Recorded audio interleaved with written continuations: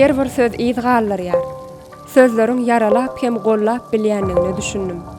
İnternetde hem hakyky adamlaryň bardygyny unutmalyň.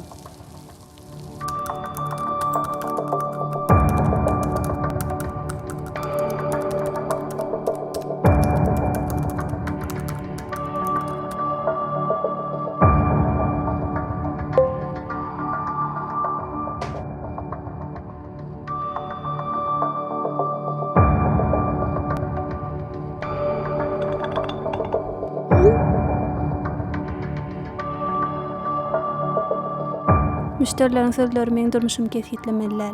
Men kesek adamlaryň pikirlerine ähmiýet bermän, öz erkinligimi taýlaýaryn.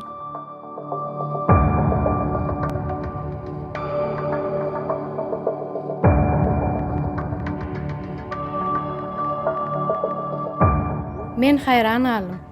Kimdir bir şahsiýetim ulanyp awraýym düşürmek isledi we dostlarymyň göwnüne degdi.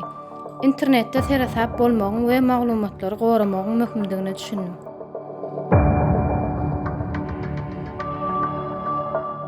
Kiberbullying, doxing, başgalaryň suratlaryny olaryň razylygy bolmazdan paýlaşmak, online ýyzarlama, haýwat atmak. Müňlerçe aýal gyzlar her gün şuňa meňzeş meseleler bilen ýüze-ýüz bolýarlar.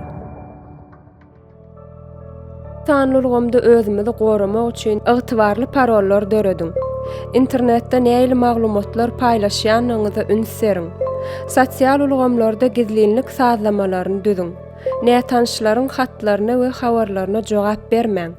Eger online kemsitme seze bar bolsaňyz, suwtnamalary ýygnap saklaň we sosial ulgamyň gollaw-gollawna ýüzleniň. Bolup geçen wakany ynamdar adama gurrun beriň. Online ulgamda serasap boluň.